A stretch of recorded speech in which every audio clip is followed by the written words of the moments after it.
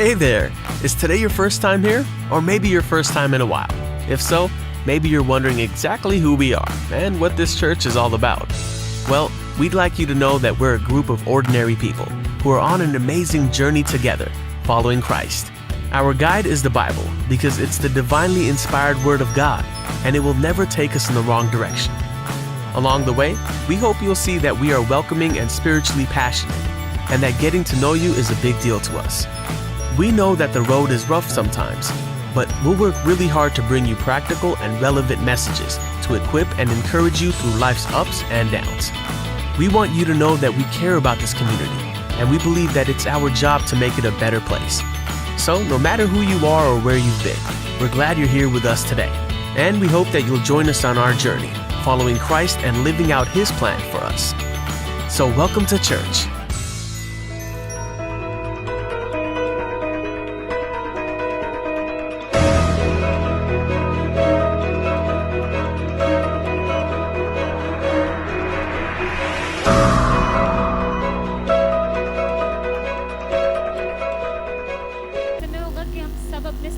खड़े हों और एक छोटी सी प्रार्थना के द्वारा हम इस सभा को शुरू करेंगे। आइए हम जितने भी यहाँ पे उपस्थित हैं, हम सब अपने स्थान पे खड़े हों, अपने हाथों को स्वर्ग की ओर उठाएं, अपनी आंखों को बंद करें, परमेश्वर के समीप चले। धन्यवाद करते प्रेम पिता परमेश्वर इस दिन के लिए, सुबह के लिए, समय के लिए खुदावन प्रभु जी।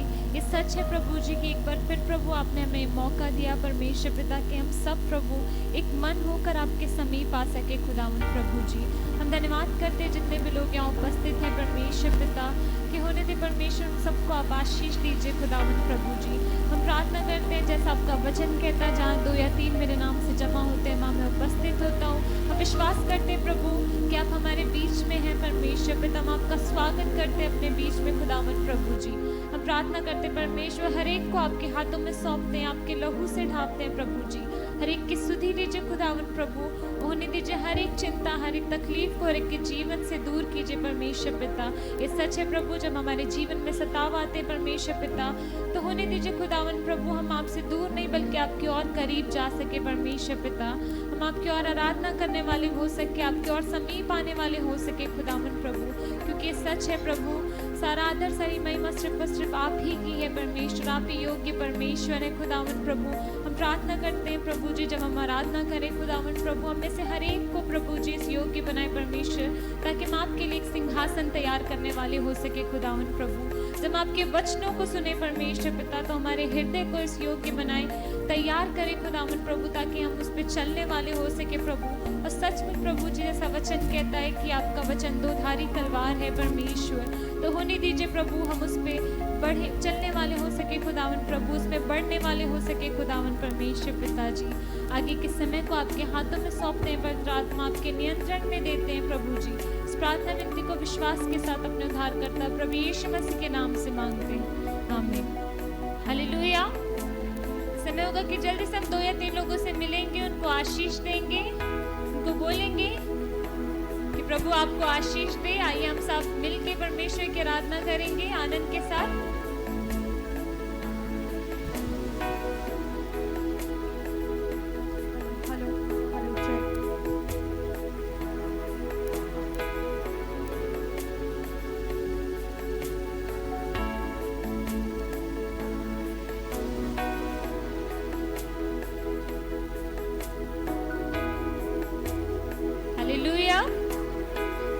आनंदित हैं कि आप जीवित हैं, परमेश्वर के भवन में हैं। हमें एक नया दिन दिखाया प्रभु ने, हमें जीवित रखा और एक बार फिर प्रभु की हम आराधना करने जा रहे हैं। हालेलुया। हम सब जानते हैं कि जब वाचा का संदूक को दाऊद लेके आ रहा था तो वहाँ के लोगों ने उसका स्वागत किस तरह किया था। हम सब जानते हैं कि हमारा राजा कौन है, प्रभु यीशु मसीह जो हमारा जीवित परमेश्वर है। तो कितने लोग सचमुच उसका स्वागत करना चाहते हैं आनंद के साथ, ताली बजा के, नाचते हुए, धन्यवाद देते हुए। हालेलुया। तो आइए एक साथ मिलकर हम उसकी आराधना करेंगे आनंद के साथ, उसका स्वागत करेंगे अपने बीच में।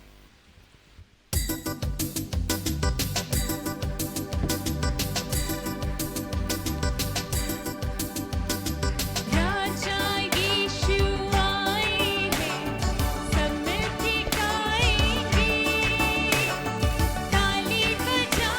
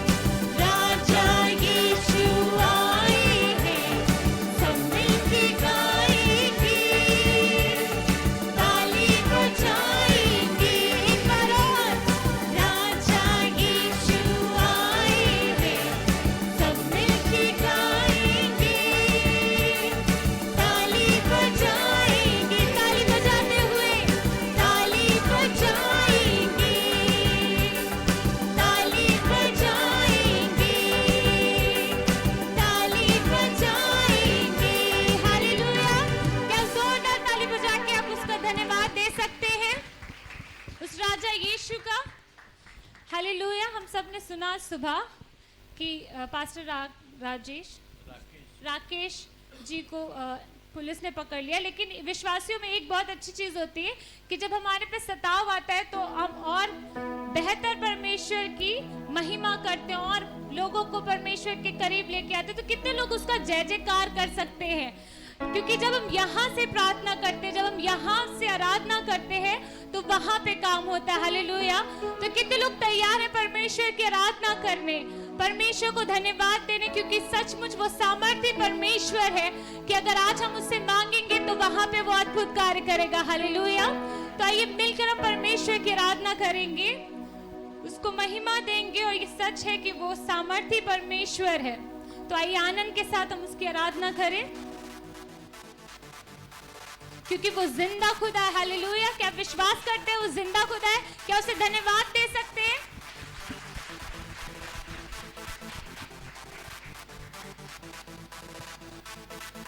ताली बजा के परमेश्वर को महिमा देंगे।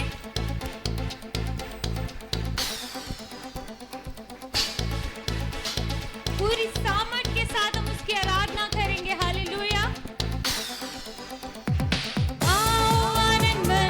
आओ आनंद मनाएं, खुशी से नाचे गाएं, वो है जिंदा खुदा, मेरा जिंदा खुदा, यीशु उसका नाम है, यीशु उसका नाम है, यीशु उसका नाम है। तू गाओ जय, यीशु की जय, तू गाओ जय, यीशु की जय, तू गाओ जय, यीशु की जय, तू गाओ यीशु मसीह की जय, तू गाओ जय, सामर्थ के साथ की जय, तू गाओ जय, यीशु की जय, तू गाओ जय, यीशु की जय, तू गाओ यीशु मसीह की जय। हालेलुया। उसके हाथों में शिफा है। हालेलुया। वो यहोवा राफा है, जो हमें चंगा करने वाला परमेश्वर है। आइए मिलके उसकी आराधना करें।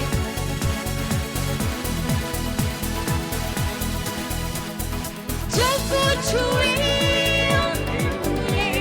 जन्म के अंधे देखे, जब वो थामे लंगड़े चले, जन्म के लंगड़े चले, जब वो छुए आंखें खुले, जन्म के अंधे देखे, जब वो थामे लंगड़े चले, जन्म के लंगड़े चले, उसके हाथों में शिफा है, उसकी बातों में शिफा है, उसके हाथों में शिफा है, उसकी बातों में शिफा है।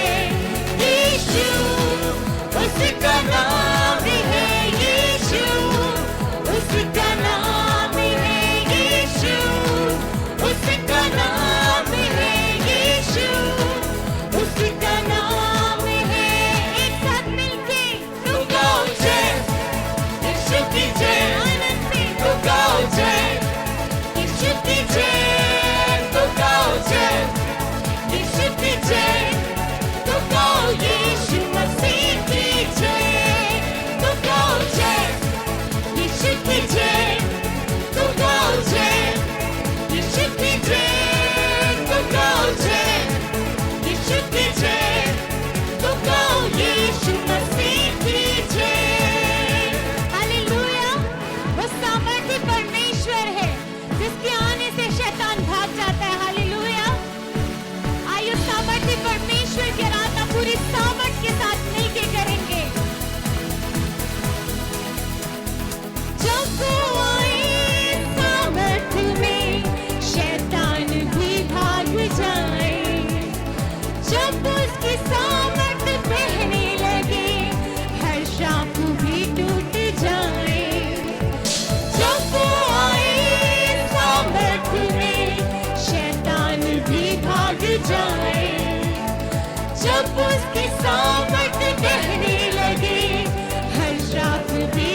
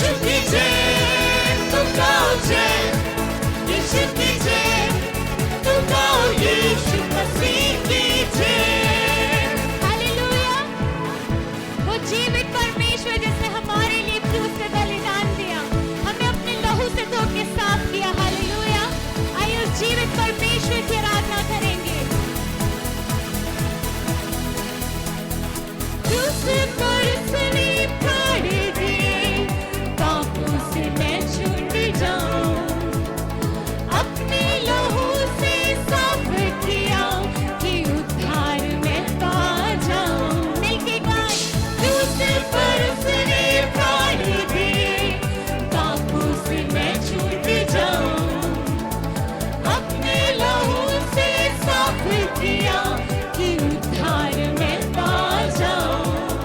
उस लहू में कफारा है, उसका लहू ही मेरा सहारा है, उस लहू में कफारा है, उसका लहू ही मेरा सहारा है। यीशु उसका नाम है, यीशु उसका नाम है, यीशु उसका नाम है, यीशु उसका नाम है। तो गाओ जय यीशु की जय, तो गाओ जय यीशु की जय, तो गाओ जय यीशु की जय, तो गाओ यीशु मसीह की जय, तो गाओ जय यीशु की जय, तो गाओ जय यीशु की जय, तो गाओ जय यीशु की जय, तो गाओ यीशु मसीह की जय। आओ आनंद मनाएं, आओ आनंद मनाएं, खुशी से नाचे गाएं, खुशी से नाचे गाएं। वो है जिंदा खुदा, वो है जिंदा खुदा, मेरा जिंदा खुदा, मेरा जिंदा खुदा। यीशु उसका नाम है, यीशु उसका नाम है, यीशु उसका नाम है। तो गाओ जय यीशु की जय, तो गाओ जय यीशु की जय, तो गाओ जय। हम इसे गाकर कर सकते हैं। तो गाओ यीशु मसीह की जय, तो गाओ जय यीशु की जय, तो गाओ जय यीशु की जय, तो गाओ जय यीशु की जय, तो गाओ यीशु मसीह की जय, यीशु मसीह की जय। हालेलुया। आइए जोरदार ताली बजा के परमेश्वर को धन्यवाद दें, क्योंकि वो हमारा जिंदा परमेश्वर है, वही महिमा और आदर के योग्य परमेश्वर। आइए हम सब जहाँ कहीं पे भी हैं, अपनी आंखों को बंद करें, अपने हाथों को स्वर्ग की ओर उठाएं और परमेश्वर के समीप चले, उस जिंदा परमेश्वर के, उस सामर्थी परमेश्वर के समीप। ये सच है कि उसका वचन कहता है कि तुम मांगो तो तुम्हें मिलेगा। आइए मांगते उस परमेश्वर से, अपने हाथों को उठाएं, अपने होठों को खोले और परमेश्वर को धन्यवाद दे। और परमेश्वर जो महिमा और आदर के योग्य परमेश्वर है, जो अल्फा और ओमेगा परमेश्वर है, जो ऊंचे पे विराजमान परमेश्वर है, आइए उसके समीप चले, क्योंकि सच है वही है जो सामर्थी है, वही सब कुछ है। उसका वचन कहता है कि हजारों जुबानें उसको अंगीकार करेंगी। उसका वचन कहता है, ये सच है प्रभु, कि हजारों लाखों करोड़ों जुबानें आपके नाम को ऊंचा उठाएंगी, आपके नाम को महिमा देंगी, क्योंकि सारी सृष्टि का अधिकार सिर्फ और सिर्फ उस प्रभु का है। वो सर्वशक्तिमान परमेश्वर है, जो सदा सर्वदा ऊंचे पे विराजमान है। आइए उसके समीप चले, उसकी आराधना करें।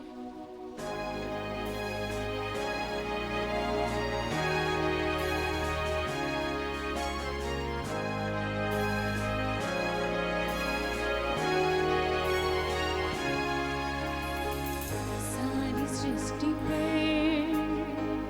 तेरा अधिकार, तू राजाधिराज है प्रभु,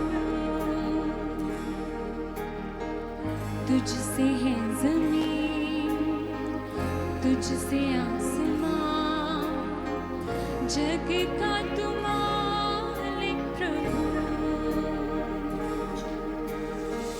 सारी सृष्टि पर तेरा अधिकार, तू राजाधिराज है प्रभु, तुझसे है जमीन,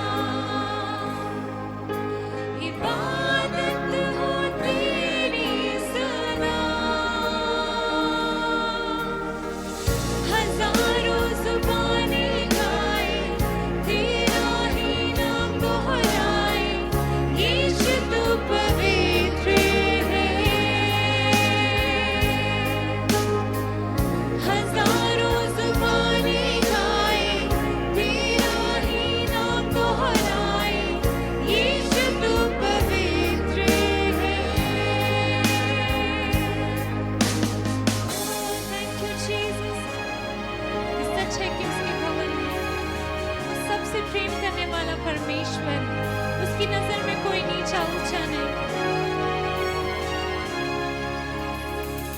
ऊंच नीच का ना कोई वजूद, तेरे राज में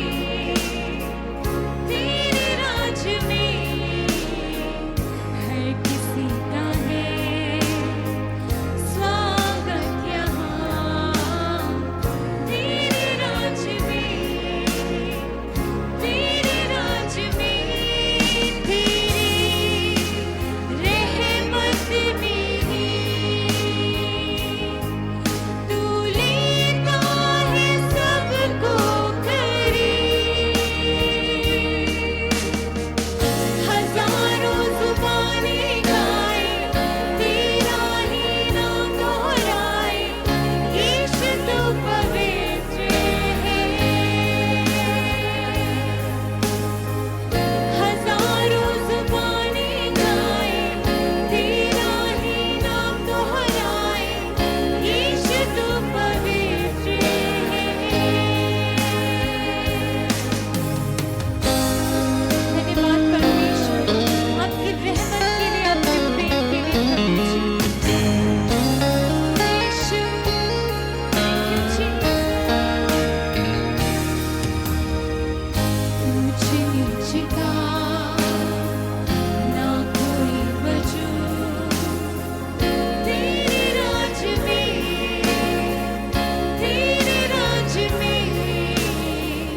हर किसी का है स्वागत यहाँ। तेरे राज में तेरी रहमत में तू लेता है सबको करीब। हजारों जुबानें गाए तेरा ही नाम दोहराए, यीशु तू पवित्र है। हजारों जुबानें गाए तेरा ही नाम दोहराए, यीशु तू पवित्र है। हजारों जुबानें गाए तेरा ही नाम दोहराए, यीशु तू पवित्र है। हजारों जुबानें गाए तेरा ही नाम दोहराए, यीशु तू पवित्र है। आइए उस राजाओं के राजा के नाम को ऊंचा उठाएं, क्योंकि उसके समान कोई नहीं, उसके समान कोई भी नहीं। वो सबसे ऊंचा है। शाहों का शाह तू खुदा, तेरा ना कोई मुकाबला, तेरा ही तख्त रहे सबसे ऊंचा। शाहों का शाह तू खुदा, तेरा ना कोई मुकाबला, तेरा ही तख्त रहे सबसे ऊंचा।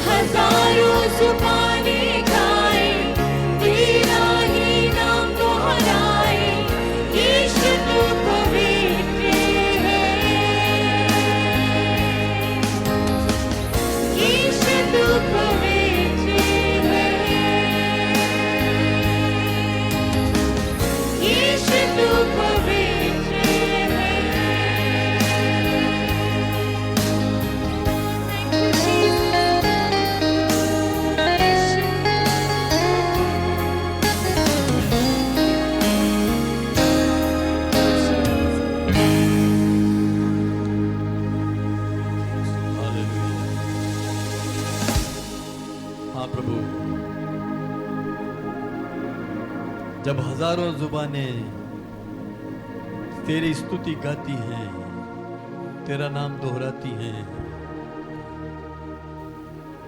शैतान का सिंहासन डोलता है।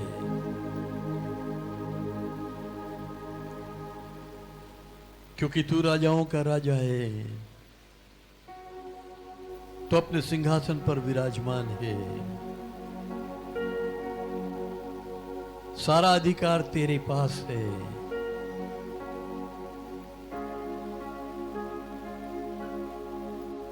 ये सारी पृथ्वी, इसकी सारी भरपूरी ये तेरी है। ये पूरी सृष्टि तेरे नियंत्रण में है। तेरी इच्छा पर चलती है, तेरी आज्ञा को मानती है। इसलिए प्रभु हम तुझे धन्यवाद देते हैं, तेरी स्तुति करते हैं, क्योंकि तू कल, आज और सर्वदा एक सा है।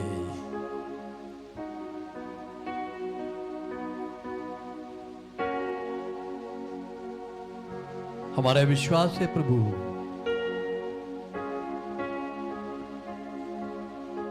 कि जो विजय तूने हमें दी है, वो विजय पास्टर राकेश और उनके साथियों तक पहुंच चुकी है। और हमारा यह विश्वास है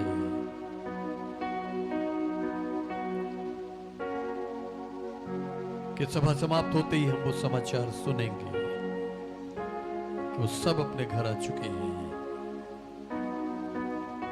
क्योंकि तू सिंहासन पर विराजमान है। और जब तू सिंहासन पर विराजमान है, तो किसी और को कोई अधिकार नहीं है। इस संसार के सारे अधिकार, सारी सामर्थ्य सब तेरे अधीन है। हम धन्यवाद देते हैं प्रभु यीशु मसीह कि तू हमारे बीच में मौजूद है। इसलिए नहीं कि हम विशेष लोग हैं, हम तो साधारण से भी ज्यादा साधारण हैं,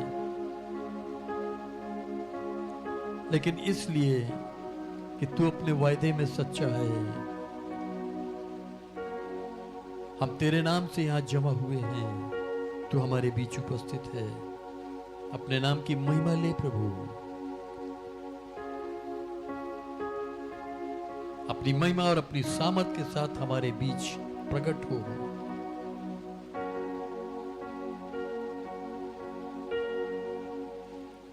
हम जितने यहां उपस्थित हैं, हर एक के लिए धन्यवाद देते हैं कि तूने हमें इस योग्य किया कि हम तेरी आराधना के लिए एक बार फिर आ सके। जो लोग यदि अभी मार्ग में हैं, उनका सहायक हो ताकि वो भी जल्द से जल्द हमारे बीच आ सके। जिन्हें मुश्किलों ने, बाधाओं ने रोका है, उनकी भी तू सहायता कर प्रभु।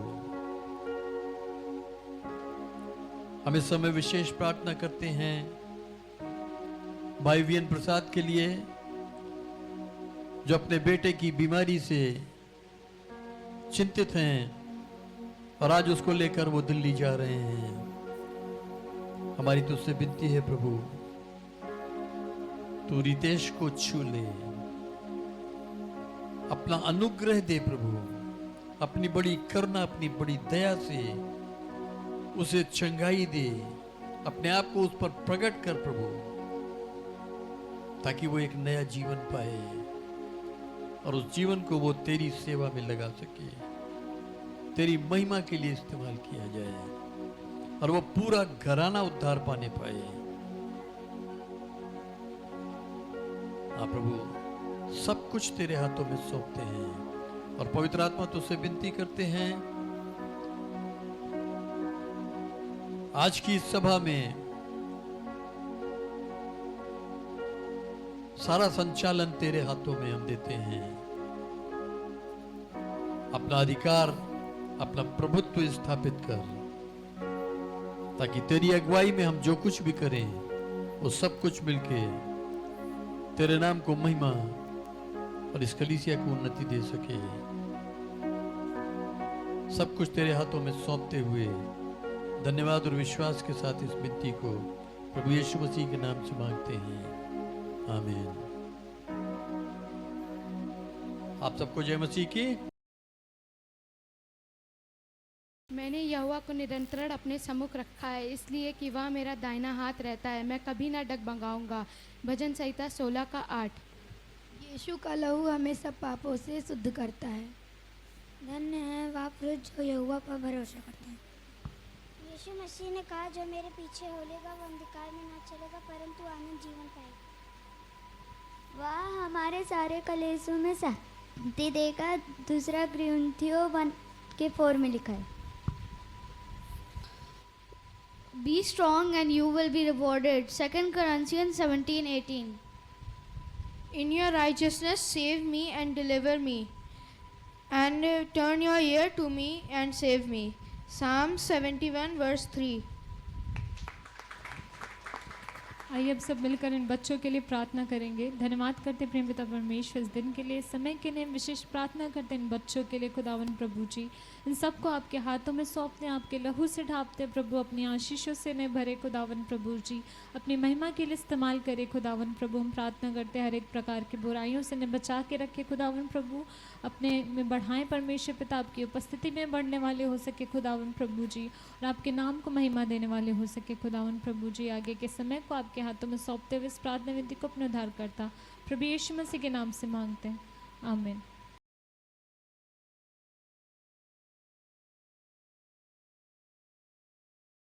हम परमेश्वर को देने के लिए इकट्ठा करना शुरू कर देते हैं। जानते हैं हम देना क्यों शुरू करते हैं? क्योंकि हमें प्रभु को देना है, क्योंकि हमारी पैसा डॉक्टर को नहीं, हमारा पैसा कहीं छेदी हुई थैले में नहीं जाता है। हमें कैसे किसको देना, हमें परमेश्वर के भवन में देना है, और प्रभु में हमको परमेश्वर बढ़ाएगा। और कुड़कुड़ा के मतलब क्या ये है, अभी अपने घर में किसी के लिए भी कोई सामान लेकर आइए, कोई सामान लेकर आइए और उससे ये कह दीजिए ये तुम्हारे लिए लेकर आ रही है, 10,000 का है, मान के चलिए 2,000 का है। हम बार बार उससे कह रहे तुम्हारे लिए सामान लेकर आए 2,000 का है, 2,000, तो इसका मतलब क्या है, हम कुड़कुड़ा रहे हैं, है ना, ऐसा है ना, कुड़कुड़ा रहे। तो क्या वो व्यक्ति पहनेगा? नहीं पहनेगा। अरे आंटी जी हैं, भाभी जी हैं, मेरे मान लो बच्चे मेरे हैं, मेरा बेटा कहेगा मम्मी बेर बेर यही बोलती है 2,000 का है, 2,000 का है, 2,000 का है, 2,000 का, हम इसको नहीं पहनेंगे। तो क्या जब मेरा बेटा नहीं पहनेगा, मेरा घर वाले लोग नहीं पहनेंगे, तो क्या परमेश्वर वो भेंट ग्रहण करेगा? बिल्कुल नहीं करेगा। हम दे तो देते हैं, बड़े ईमानदारी से दे देते हैं, लेकिन उसको क्या घर जाके कहते हैं आज हम क्या हुआ कि मेरा पैसा कम हो गया, मेरी थैली कम हो गया, मेरा। तो ये परमेश्वर को धन्यवाद दीजिए कि हम घर से निकले, जब प्रभु के लिए दिए या किसी के लिए भी देने जाएं तो हमको कुड़कुड़ाना नहीं। पहली बात तो ये है कि जब हम जाते हैं कहीं रिश्तेदार में जाते हैं या कोई किसी के जाते गिफ्ट लेकर जाते हैं, तो क्या उसको बोलते हैं कि हम आपके लिए इतना लेकर आए हैं? तो हम ये सोचते हैं कितना अच्छा हम उसको दे दें कि ताकि मेरा नाम हो। तो ऐसे हम परमेश्वर के जब भवन में आते हैं तो हमको ये उम्मीद रखना है हम कितना प्रभु को लोगों को हम परमेश्वर के भवन में हम दे दें, ताकि हमें परमेश्वर हमें बढ़ाए और आगे बढ़ाए। और प्रभु का धन्यवाद है कि परमेश्वर मेरा बहुत अच्छा, गवाही तो मेरी बहुत है। और जैसे कि प्रेयर टीम में हम मेरी बहनें लोग जुड़ती हैं, और भाइयों में केवल शाम को रमेश भैया जुड़ते हैं, मेरे हस्बैंड लेते हैं, क्योंकि मैंने कहा आप लेंगे, शाम को हम लेंगे। मेरा खुदा का परमेश्वर का धन्यवाद है कि हम जब शाम के समय प्रेयर करते हैं तो मेरी प्रेयर केवल आधे घंटे की होती है। मेरी प्रार्थना केवल आधे घंटे की होती है। क्यों होती है जानती है?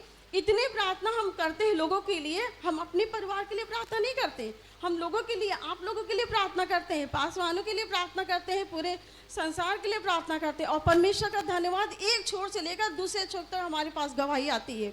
हम उस गवाही को यहाँ शेयर नहीं कर सकते, क्योंकि मेरा नंबर कहाँ से कहाँ तक चला गया है मुझे खुद नहीं पता। लोग बोलते हैं सिस्टर की सिस्टर, काफ़ी लोग, यहाँ तक कि पास्टर मुझसे कहने के लगे सिस्टर आप जब प्रार्थना करना शुरू करती है ना, तो मेरा दूसरे दिन मेरा समस्या दूर हो जाती है। हम ये कहने कह रहे कि आप मुझे लेकिन हम कुड़कुड़ाएंगे तो हम नहीं वो पाएंगे। और मेरी बहनें कहती हैं ठीक है सिस्टर आप प्रार्थना करिए, परमेश्वर आपके द्वारा बहुत और खुदा का धन्यवाद है कि परमेश्वर ने आज मुझे इस यहाँ पे रखा है।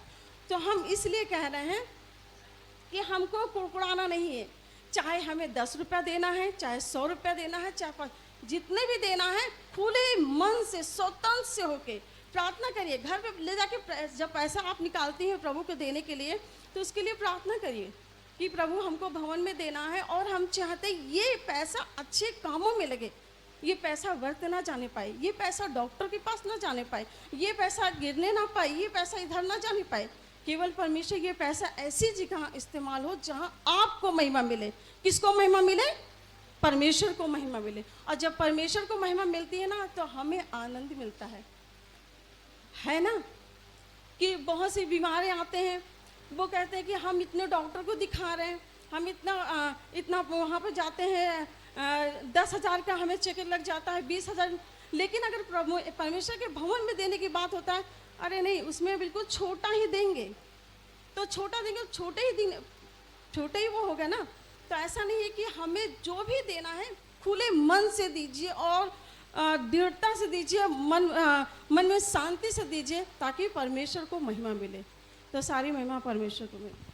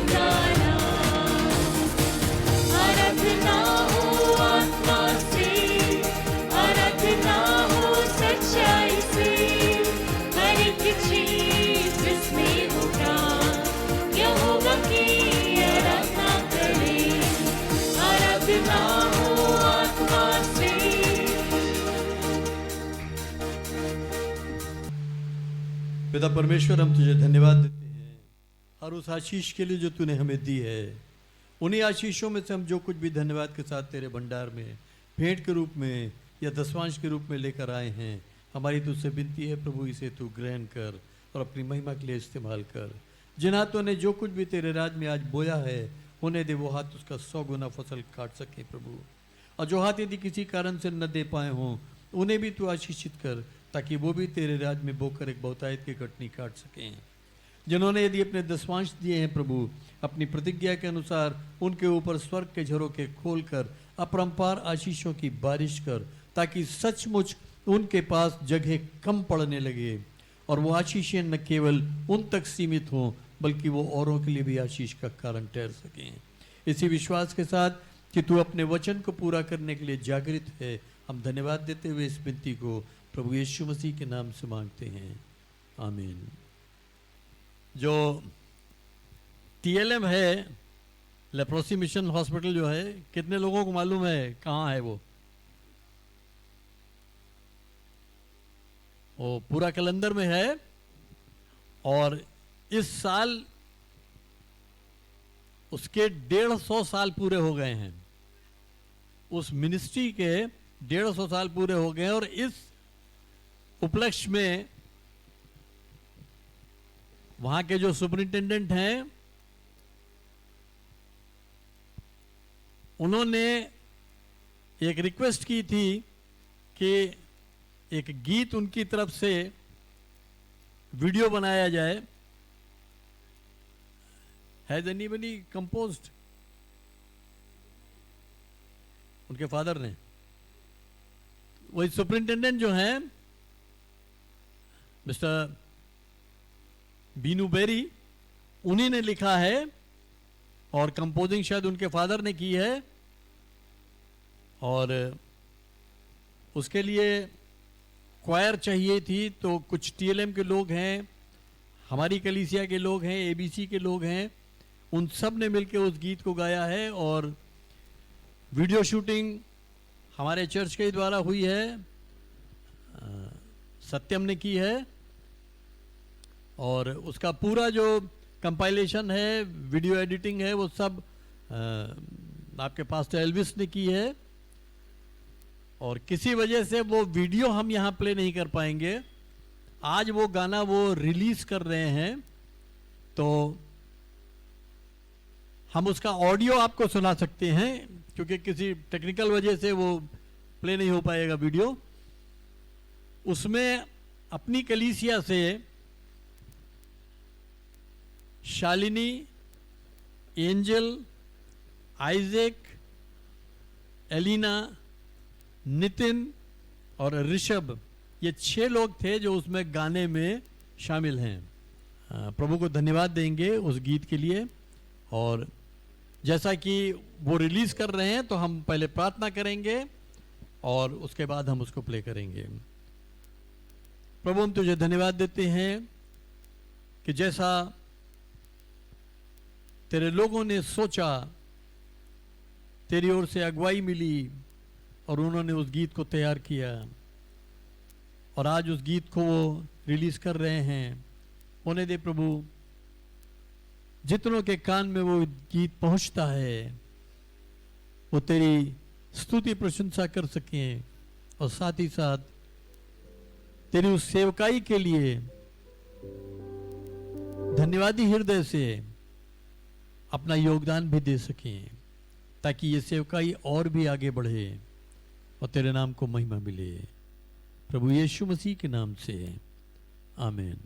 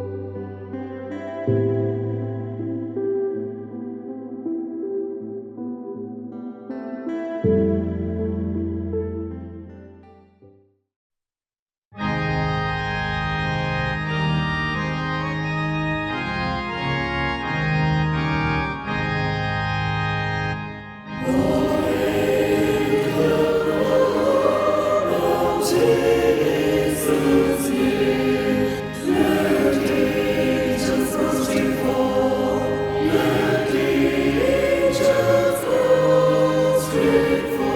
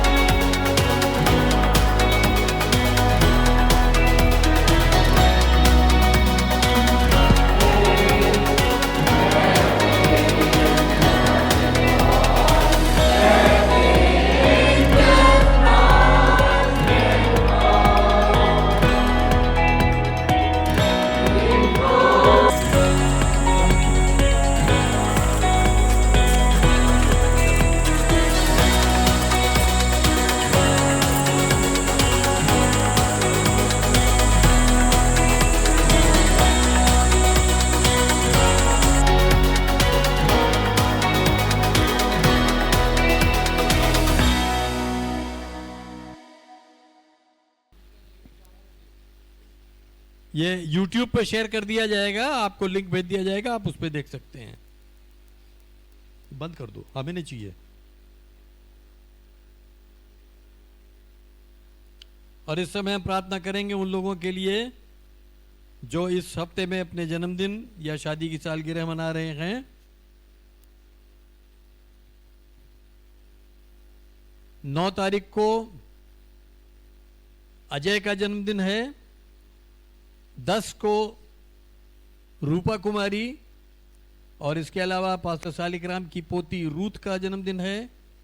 11 को सृष्टि सिंह यानी जो रविंद्र और सरिता की बेटी है।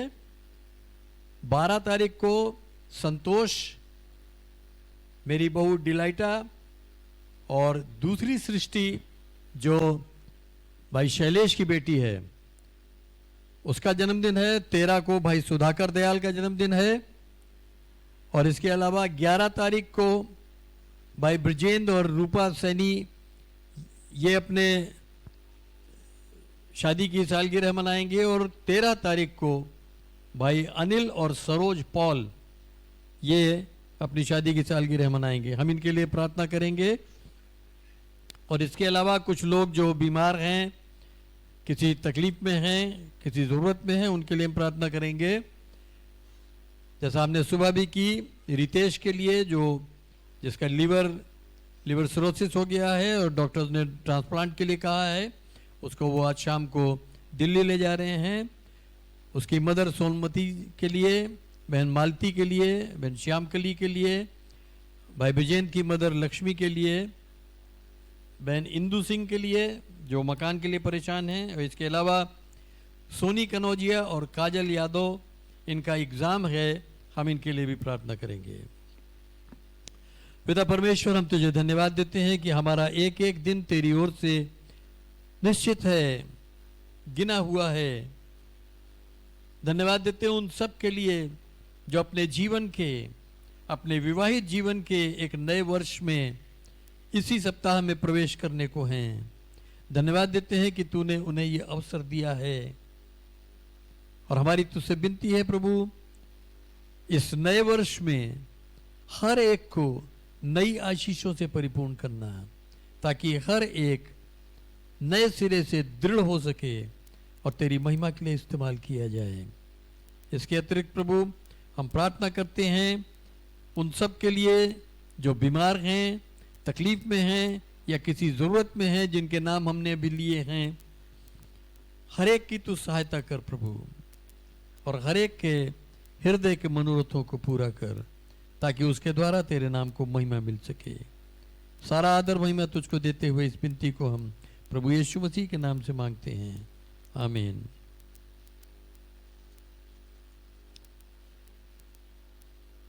क्योंकि हमें हॉल थोड़ा जल्दी खाली करना है, तो इसलिए मैं बहुत ज़्यादा समय नहीं लूँगा। जैसा मैंने पिछले संडे आपसे कहा था कि जब मैं यहाँ नहीं था, तो उससे पहले के 2 संडे में जो पास्टर एल्विस ने प्रचार किया, उसी पर प्रभु ने कुछ रेवलेशन मुझे भी दिया था, वो मैं शेयर करूँगा। एक मैंने पिछले सप्ताह में किया, एक इस बार करूँगा। पिछले सप्ताह से पहले जो प्रचार किया गया था, क्या था वो? किसी को याद है? जो मैंने प्रचार किया था वो नहीं, उससे पहले क्या प्रचार किया गया था?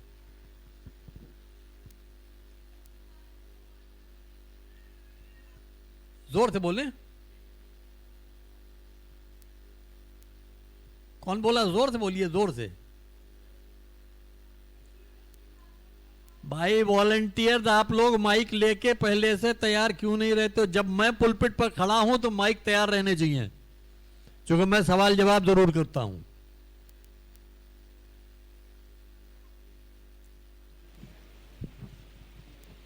पिछले संडे पास्टर एल्विस ने बताया था कैसे हम अपने जीवन के बड़े दानवों को मार के गिरा सकते हैं, हरा सकते हैं। कहां से? उधर किनारे से। गोलियत का नाम आया था कि दाऊद ने गोलियत को मारा था। कैसे मारा था? गोफन से नहीं मारा था, पत्थर से मारा था। गोफन से पत्थर चलाया था और वो पत्थर उसके माथे में धंस गया था।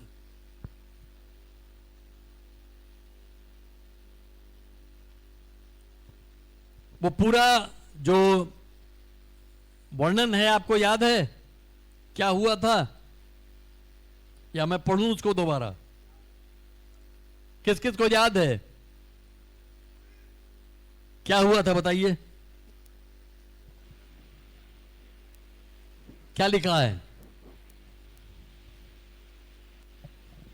उसको एक कहानी के रूप में आप बताएं क्या हुआ था।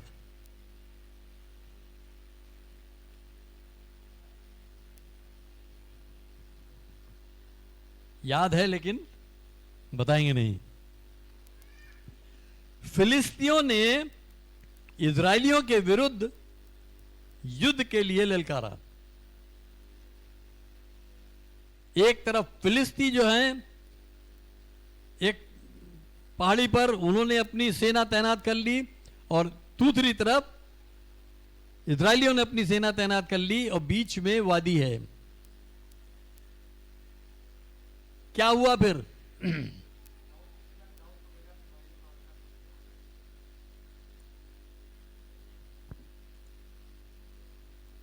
दाऊद के पिता ने दाऊद को भेजा था कि चूंकि यिशै के 3 बेटे वो इजरायली सेना में, साउल की सेना में नियुक्त थे, तो उनका हालचाल लेने के लिए भेजा था। लेकिन वहां युद्ध में क्या हो रहा था? फिलिस्तियों में से एक दानव निकल के सामने आता था। दानव इसलिए कह रहे हैं कि वो बहुत ही लहीम शहीम था, यानी वो करीब 9.25 फुट का आदमी था। अब आप कल्पना कर लीजिए 9.25 फुट का आदमी आपके सामने खड़ा हो तो आप लड़ने की कितनी हिम्मत करेंगे। तो वो क्या करता था? वो निकल के आता था और इजराइल की सेना को ललकारता था कि तुम में से एक व्यक्ति को चुन के तुम भेजो जो मुझसे लड़े। अगर उसने मुझे मार दिया तो हम तुम्हारे गुलाम हो जाएंगे, और अगर मैंने उसको मार दिया तो तुम हमारे गुलाम हो जाओगे। परमेश्वर किस ओर था? किस ओर था? इजरायलियों की ओर था। इजराइल परमेश्वर की चुनी हुई प्रजा है।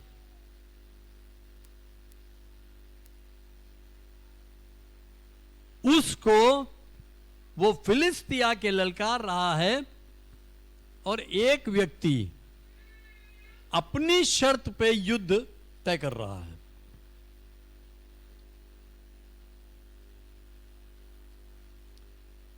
युद्ध अमूमन कैसे होता है?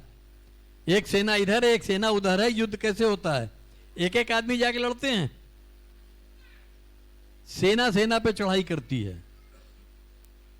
लेकिन यहां वो जो गोलियत है वो अपनी शर्त रख रहा है, और इजरायलियों की गलती यह है कि वो उसकी शर्त को सुन रहे हैं और उसके अनुसार अपने आप को नाप रहे हैं, और पा रहे हैं कि हम में कोई ऐसा नहीं जो इससे लड़ सके।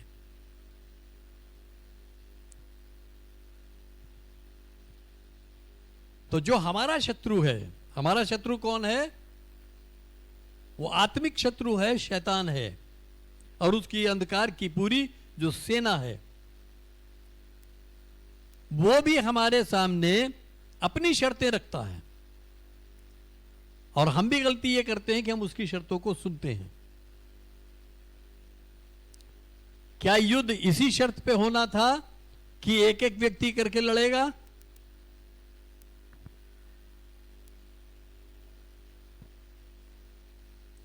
जिस तरह से इजरायली सेना को गोलियत ने अपनी शर्त पे कांपने पे मजबूर कर दिया।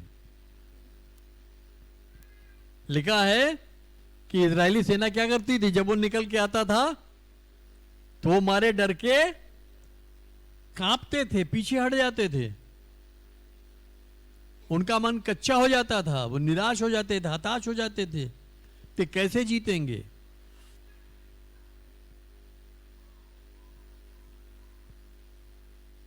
ठीक वैसे ही शैतान हमारे सामने आता है समस्याएं लेके, परीक्षाएं लेके, और ऐसा विकराल रूप लेके आता है, कहता है इससे निपट के दिखा।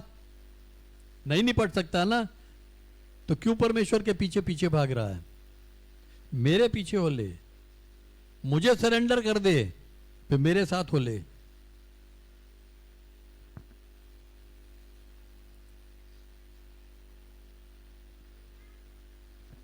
जब यीशु मसीह के पास शैतान आया तो उसने वहां भी वही बात की, अपनी शर्त रखी कि अगर तू परमेश्वर का पुत्र है, खुदा का बेटा है, तो इस पत्थर से कह कि ये रोटी बन जाए। यानी अपनी शर्त रख रहा है कि तू ये साबित कर कि तू परमेश्वर का पुत्र है, तू ये साबित कर कि तू खुदा का बेटा है। लेकिन यीशु मसीह ने उसकी शर्त नहीं सुनी, उसको पलट के वचन से ही जवाब दिया। यीशु मसीह उसकी शर्त में नहीं आया, लेकिन ये इजरायली उसकी शर्त में आ रहे थे।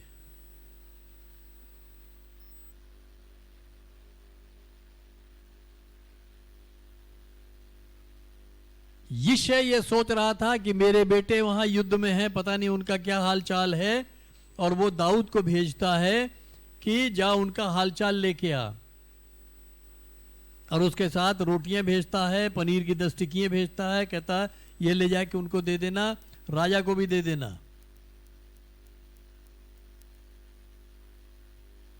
और ये भी चलता है, ये भी जाता है वहां, इसको नहीं पता वहां क्या हो रहा है, लेकिन परमेश्वर को मालूम है वहां क्या हो रहा है।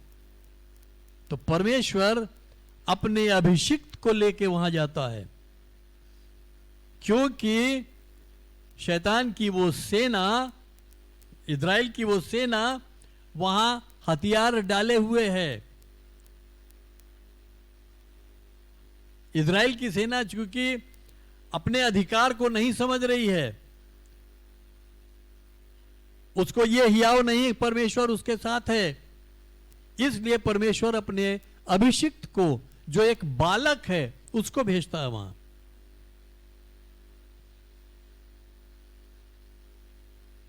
इस संसार में परमेश्वर ने मनुष्य को सारा अधिकार देके भेजा था, लेकिन मनुष्य उसको नहीं समझ पाया और पाप में गिरता चला गया,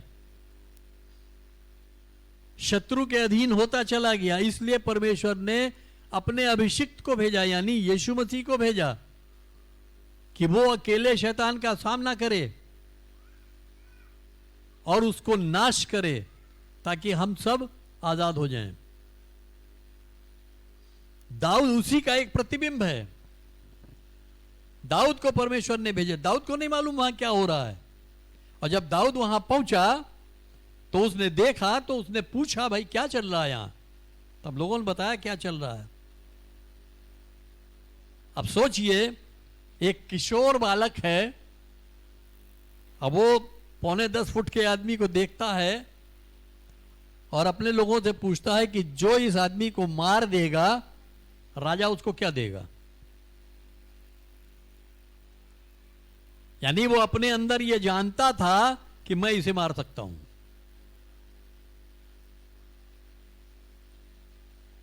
कहां गोलियत और कहां दाऊद, दोनों में बहुत अंतर है, लेकिन दाऊद ये जानता था कि वो गोलियत को मार सकता है, इसलिए वो कहता है कि जो उसको मार देगा उसके साथ क्या किया जाएगा।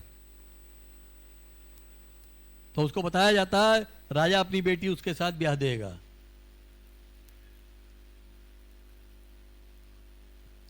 और दाऊद का जो दिल दुखी होता है वो एक बात पे, और वो उस बात पे अपने भाइयों को, इजराइल की सेना को लताड़ता भी है कि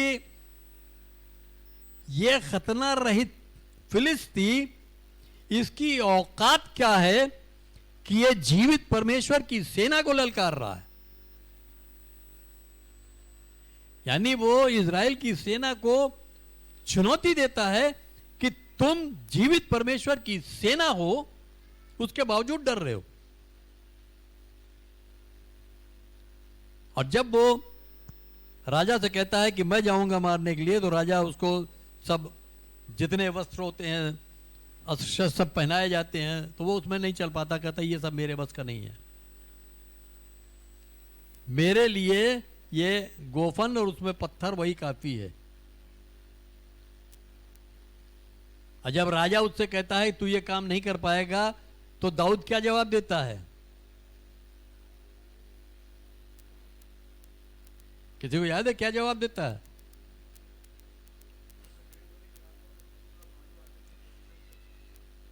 जब मेरी भेड़ों में से किसी को भालू या शेर ले जाता था,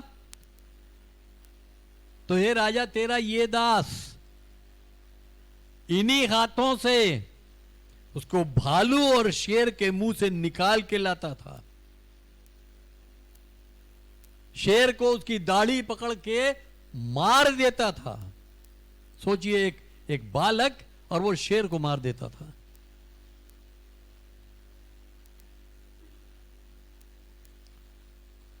अब वो कहता है कि जब तेरा ये दास शेर और भालू से अपनी भेड़ों को बचा के ला सकता है, तो ये क्या है? ये उतना खूंखार थोड़ी है।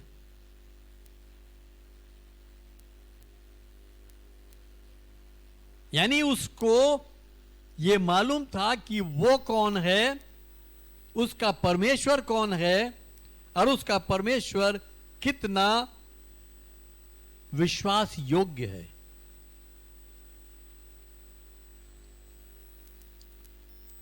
जब भी आपके सामने परीक्षा आती है, जब भी आपके सामने कोई दानव खड़ा होता है, आप भी दाऊद की तरह वही काम करें कि पहले ये याद करें कि पिछली समस्या में परमेश्वर ने आपको जय कैसे दी थी।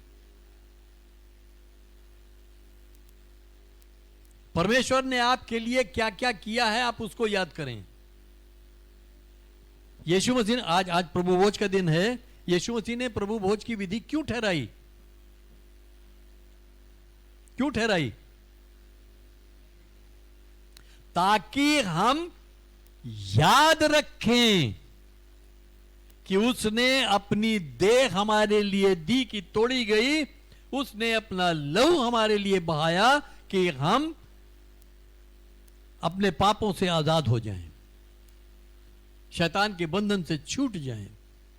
उसने देह अपनी इसलिए दी कि हम उसमें से खाएं और जीवन पाएं। वो चाहता है कि हम वो याद रखें। और मनुष्य की सबसे बड़ी कमजोरी यही है कि वो भूल जाता है। पुरानी असफलताओं को, नाकामियों को तो हम याद रखते हैं, लेकिन पुरानी जितनी कामयाबियां होती हैं हम उन्हें याद नहीं करते। उन्हें सोचते हैं अरे वो हो गया, लेकिन नाकामी अगर हमें मिली है पीछे, तो ये होता है अरे तब की भी तो ऐसे नुकसान उठाया, तब की भी ऐसा ना हो नुकसान उठा जाए। तो हमेशा ये ध्यान रखिए कि जब भी शैतान आपके सामने आता है, किसी भी सूरत में आपकी परीक्षा के लिए आता है, तो आप अपनी पुरानी सफलताओं को देखिए कि परमेश्वर ने कैसे आपको वहां आजादी दी है। दाऊद ने वही किया।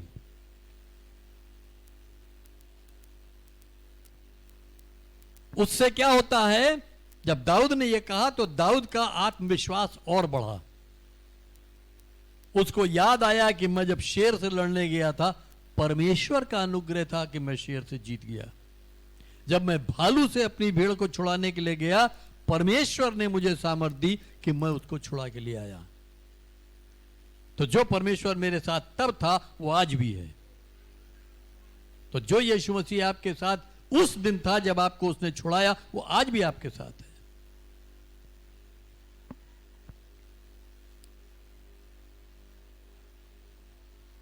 पहला यूहन्ना 5 उसके 14 पद में क्या लिखा है? कि हम जानते हैं कि अगर हम उसकी इच्छा के अनुसार, परमेश्वर की इच्छा के अनुसार कुछ मांगते हैं तो वो हमारी सुनता है। और अगर हम ये जानते हैं कि वो हमारी सुनता है तो हम ये भी जानते हैं कि हमने जो मांगा हमने पाया है। हालेलुया। उसने याद किया कि परमेश्वर ने कब कब कैसे कैसे उसकी सहायता की, और उसने अपने मनी मन परमेश्वर को धन्यवाद दिया कि आज इस फलिस्ती को मैं मार गिराऊंगा। उसने उसको चैलेंज दे दिया, मैं आज तेरा सर धड़ से अलग करूंगा और तेरा मांस चिड़ियों को खिला दूंगा। क्योंकि अपने हृदय में वो परमेश्वर से कह चुका था कि तू मेरे साथ था, है और आज भी रहेगा। नतीजा ये हुआ, उतना बड़ा दानो सिर्फ एक पत्थर मारा इसने। दाऊद ने गोफन में नचा के एक पत्थर मारा और वो सीधा उसके माथे में धंस गया।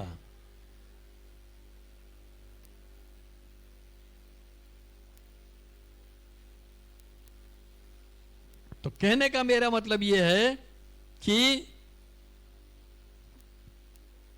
हमेशा ये याद रखिए, दानव आपके सामने आएंगे लेकिन आपको अपनी दृष्टि परमेश्वर पर रखनी है। पिछली बातें याद करिए और आगे बढ़िए। याकूब 4 उसके 7 में क्या लिखा है? परमेश्वर के अधीन हो जाओ और शैतान का सामना करो तो तुम्हारे पास से भाग निकलेगा। सामना करो, माथा पकड़ के मत बैठ जाओ क्या होगा। सामना करो उसका। जब सामना करोगे तो भागेगा, क्योंकि जब परमेश्वर के अधीन होकर सामना करोगे तो उसको दिखेगा कि तुम्हारे पीछे परमेश्वर की सामर्थ है। और जब दाऊद गोलियत की ओर बढ़ा, निहत्था, एक वही गोफन लेके और एक लाठी उसके हाथ में थी, तो गोलियत क्या कहता है? क्या मैं कुत्ता हूं कि तू लाठी लेके आता मुझे मारने? यानी वो दानव अपनी असली औकात को समझ गया कि इस लड़के ने मुझे कुत्ता समझ लिया है। मैं कितना भी भौकाल मार रहा हूं इन लोगों पे, कितना भी इन पे रोब डाल रहा हूं, कितना इनको दहशत में ले रहा हूं, लेकिन इस लड़के ने मुझे कुत्ते से ज्यादा नहीं समझा है।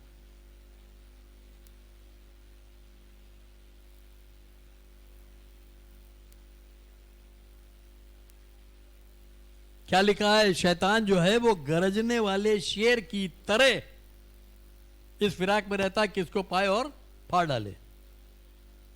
क्या शैतान शेर है? जब जिक्र शेर का आता है तो हम किसके बारे में सोचते हैं? लायन ऑफ जूडा, यहूदा का सिंह। कौन है? कौन है? यीशु मसीह। शेर तो वो है, शैतान शेर नहीं है। शैतान वही है जो गोलियत ने अपने को समझ लिया था, उससे ज्यादा औकात नहीं उसकी। तो मैं एक छोटा सा फॉर्मूला आपको आज दे रहा हूं आपकी प्रार्थना के लिए, कि आप जब प्रार्थना करें तो किस रीति से प्रार्थना करें, और वो प्रार्थना आपके लिए कारगर होगी। हालांकि वो विषय दूसरा था, लेकिन क्योंकि दाऊद ने वो काम किया इसलिए मैं वो आपको फॉर्मूला दे रहा हूं। जब आप प्रार्थना करें तो आपकी प्रेयर जो है वो एक टेकोए प्रेयर होनी चाहिए। टेकोए, TACOY।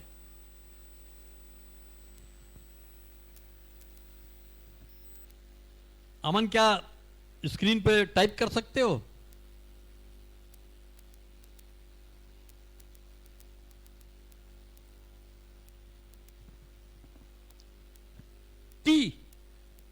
टी मतलब थैंक्स गिविंग, धन्यवादी।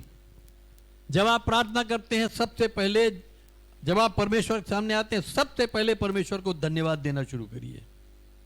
किस किस बात के लिए धन्यवाद दे सकते हैं, धन्यवाद दीजिए।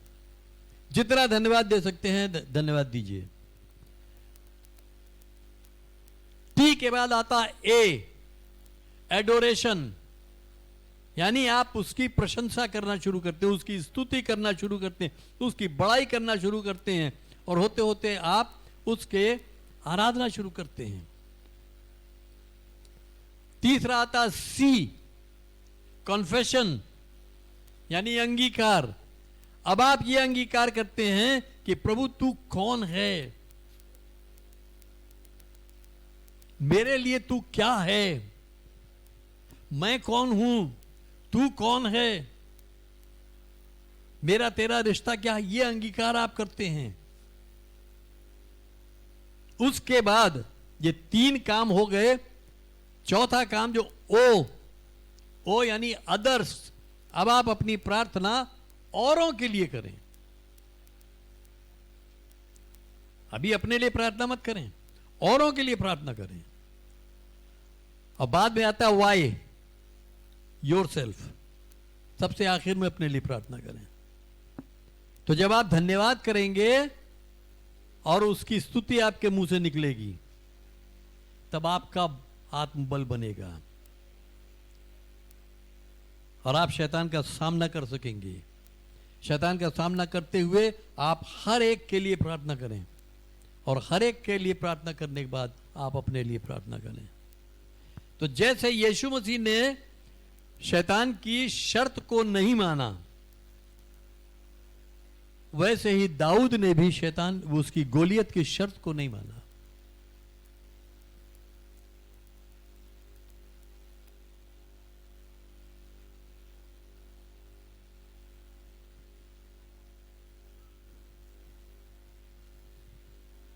दाऊद दूर से ही उसने एक पत्थर नचा के मारा और वो ढेर हो गया। जबकि गोलियत क्या चाहता था कि आके उसके साथ हाथापाई वाली युद्ध करे, बल आजमाइश वाला युद्ध करे, 1 to 1 कुश्ती लड़े, जोर आजमाइश करे। लेकिन क्योंकि दाऊद अभिषिक्त था, दाऊद को मालूम था कि मैं इसको मार सकता हूं, लेकिन फिर भी उसकी शर्त पर वो नहीं गया और उसने एक मल्ल युद्ध उसके साथ नहीं किया, बल्कि उसने दूर से ही उस पर निशाना लगा के पत्थर मारा और उसको गिरा दिया। तो वैसे ही आपको भी शैतान का सामना करना है, और जब आप सामना करेंगे तो कितनी भी बड़ी दुष्ट आत्मा हो, वो आपके पास से भाग निकलेगी। क्योंकि समय तेजी से निकल रहा है, इसलिए मैं यही समाप्त करूंगा। और जो मैंने आपको बताया टकोए का जरूर ध्यान रखिएगा। जब आप प्रार्थना करते हैं तो आपकी प्रार्थना टकोए प्रार्थना होनी चाहिए। आइए हम प्रार्थना करेंगे। पिता परमेश्वर, हम तुझे धन्यवाद देते हैं कि तू हमारे साथ है। जैसे गोलियत ने तेरी सेना को ललकारा और तेरे लोग भूल गए कि तू उनके साथ था, वैसे ही प्रभु हम न भूलने पाए, बल्कि हम हमेशा ये याद रखें कि तू कौन है, तूने हमारे लिए क्या किया है। इसलिए प्रभु हम तुझे धन्यवाद देते हैं और तुझसे विनती करते हैं, हम में से हर एक को वो हियाव दे प्रभु, कि हम तुझ में अपनी स्थिति को जान सकें, तुझ में अपने स्थान को समझ सकें, तुझ में अपने अधिकार को समझ सकें, तुझ में अपनी सामर्थ को समझ सकें जो तूने हमें दिए। क्योंकि वो स्थान, वो अधिकार, वो सामर्थ सब कुछ तेरा दिया हुआ है। और जैसे तेरा वचन कहता है कि तू जो हमसे प्रेम करता है, तुझ में हम जैवन से बढ़कर हैं। हम में से हर एक ये याद रखने पाए कि हम जैवन से बढ़कर हैं। हर एक को तेरे हाथों में देते हैं प्रभु, हर एक को तेरे लहू में ढांप देते हैं प्रभु यीशु मसीह। और तुझसे विनती करते हैं, हर एक की सहायता और रक्षा कर। दिन भर हमारे साथ होना, हमारी सहायता करना। आज का दिन हमें अपनी महिमा के लिए इस्तेमाल करना है।